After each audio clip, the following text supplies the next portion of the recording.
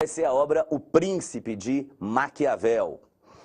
Gente, essa obra ficou conhecida ao longo da história como um marco de toda a filosofia política, né? Não há discussão sobre a história, sobre os fundamentos da política, que não passe por esse marco que é a obra O Príncipe, centralizada na figura do seu autor, Maquiavel. Agora, resta saber, lógico, quem é Maquiavel, em que tempo ele viveu, em que circunstâncias se deu a produção do seu trabalho e que tipo de reflexão ele desenvolveu no campo da política.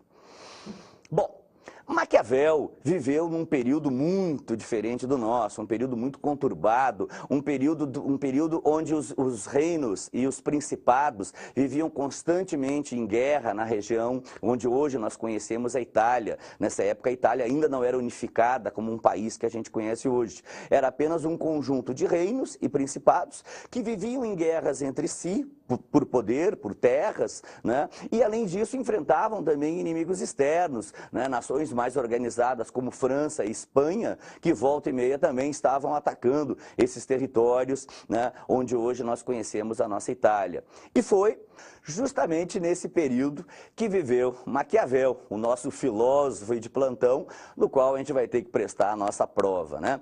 Então veja, gente, Maquiavel vai fazer uma análise da política local, como ela era praticada, como que se dava o poder, e a grande sacada, a grande descoberta, a grande revolução que Maquiavel vai provocar no pensamento político é justamente uma separação radical entre ética e política. Duas coisas que, afinal, sempre estiveram muito misturadas no período que antecedeu Maquiavel, ou seja, o auge da Idade Média, onde a influência cristã, a influência da igreja era muito forte sobre o poder político dos homens. Então havia uma mistura que, na visão de Maquiavel, não dá certo. Não tem como misturar ética pessoal, comportamento individual, subjetivo, com comportamento de grupo, com administração de recursos públicos. Ou seja, uma coisa é a moral que a gente tem em casa, a moral que a gente tem com os nossos amigos, na nossa relação.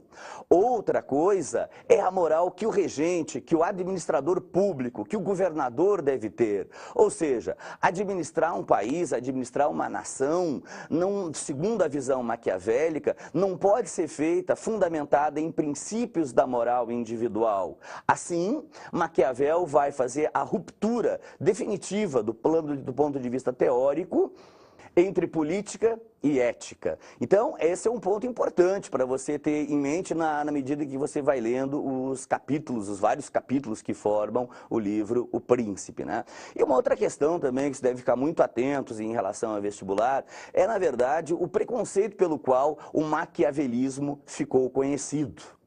Gente, o que acabou ficando na história, ou pelo menos falado na história mais popular, né? Aquela ideia de que os fins justificam os meios. Isso dá uma ideia de que o maquiavelismo seria uma coisa perversa, ou seja, pelo poder devemos fazer qualquer coisa na posição de governante. E no fundo, gente, não era nada disso que Maquiavel falava.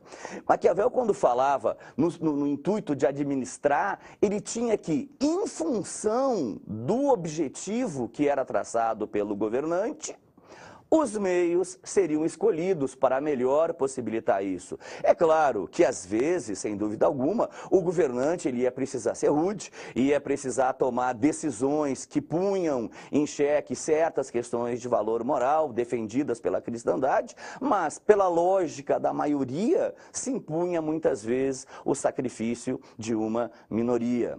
Tem, inclusive, uma passagem muito interessante do livro, você vai ver na leitura, em que ele manda um militar dele, um comandante militar dele, apaziguar uma região que estava em conflito, que estava rebelde.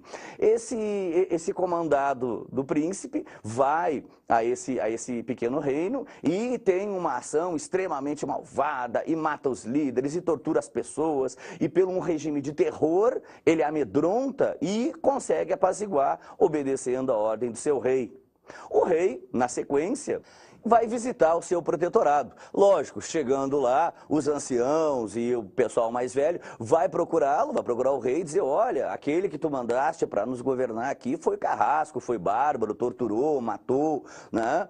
E o rei, né, para conquistar o povo e mostrar a sua boa índole, na frente de todos, manda partir ao meio a machado o seu general, né? E dessa forma ganhou a simpatia e ao mesmo tempo, né, o pavor, ou seja, dando a ideia de um governo pelo medo.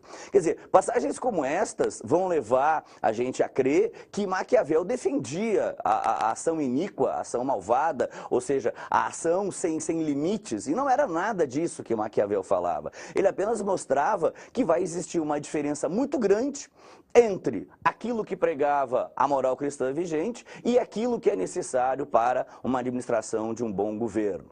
Então, gente, por hoje é isso aí. Até o nosso próximo encontro. Um prazer enorme e até!